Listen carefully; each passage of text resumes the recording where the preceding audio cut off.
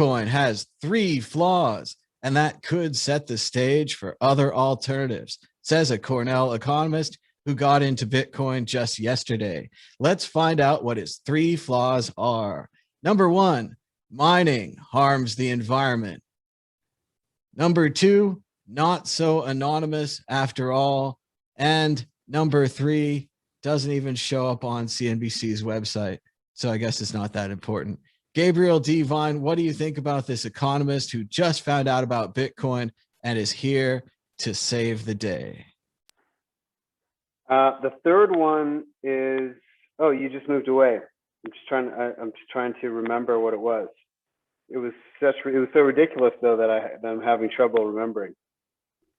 There was no third one. It didn't show up. It's at the top. No, it's at the top.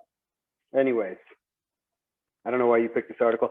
It's actually really it's important to recognize that the fear, uncertainty, and doubt, and just blatant lies are very much still with us. The disinformation campaigns continue with full force, all the way up to the very top of institutions, banks, businesses, entrepreneurs. You've got people like Elon Musk spreading blatant lies. I think his angle is his entire business model depends on credits, carbon credits, and fake climate legislation. So he's just basically trying to take the Bitcoin angle on that. And yeah, this is just completely full of lies, BS, crap that we've been getting in the media about Bitcoin since the beginning. And it doesn't appear to be letting up. So it's really fun because for people stacking sats, it'll probably keep the price lower longer. The third point is that Bitcoin doesn't function well as a currency. Of course, you have to ignore the Lightning Network for this to be true. Joshua Shigala, your points on Bitcoin's 3 flaws. I mean, Bitcoin's got plenty of flaws. It's just doesn't matter because it's the parts of it that aren't flaws are freaking amazing and basically disrupt everything we know about money. And so the fact that we can now have rare numbers, meaning you can have ownership of a real asset without any intermediaries and be able to take that worldwide and not have it confiscatable is so stunning. And that it just doesn't matter if it takes a lot of electricity. We've said it before on this show, but PlayStations on standby mode worldwide take up triple the amount of electricity. And like, what the heck? You know, are you going to complain about PlayStations? Ooh, we better get amongst the gamers and tell them they're all crap because their standby gaming machines are all like, using up so much power. The fact of the matter is, we've said it so many times on the show, but Bitcoin finds great sources of energy. In terms of it not being so private, well, there's privacy coming, and some people think that that's actually a good thing. So if it was super private, the article would say, "Ooh, it's anonymous" as number 2. So you can't make some people happy. And the third one, whatever that is also probably crap. I'll just leave it at that. Ben Ark, your thoughts on the latest Bitcoin FUD?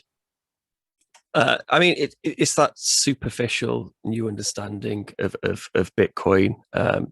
When you're creating something which is truly digitally scarce without a trusted third party, it's really hard, and it requires a lot of patience to do it properly. And then, yes, you can write papers on all these amazing smart contracts and social scalability and how we can use Bitcoin for all these other things than just sending transfer from one person to another. But to build all those things in a way which is resilient and isn't a house built on sand requires a lot of patience. So when you look at a lot of the shitcoins offering, much more private alternatives or offering all these different smart contracting options, they're experiments and some of them work, but the houses built on sand, they're not patient. They're built by impatient people. They want Bitcoin to work in a certain way right now. They can't wait, 5-10 years for it to actually develop properly. And then as you learn more about Bitcoin, you learn more about the people working on Bitcoin and some of the problems they're solving, you realize that actually we are working to all these ideals, true fungibility and privacy and the ability to run all these scripts and do all these other things within Bitcoin. But it just takes time, and you just have to be patient. And it's the same with, energy consumption. Yes, me sending value on chain to you does have a carbon footprint, but using the Lightning Network and sending many tens of thousands, millions of transactions using one transaction, or using some sort of side chain off Bitcoin to send value from one person to another can mitigate a lot of that, carbon footprint and can make it much more efficient. It's just a question of patience. So when you say that Bitcoin,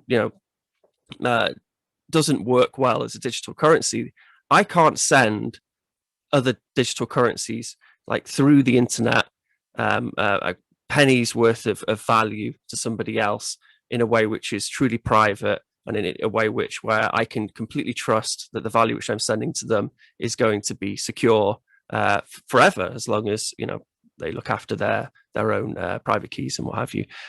So yeah, no, Bitcoin works better. I mean, particularly if you think of legacy digital value transfer mechanisms on the internet, Bitcoin's leagues ahead of their capabilities.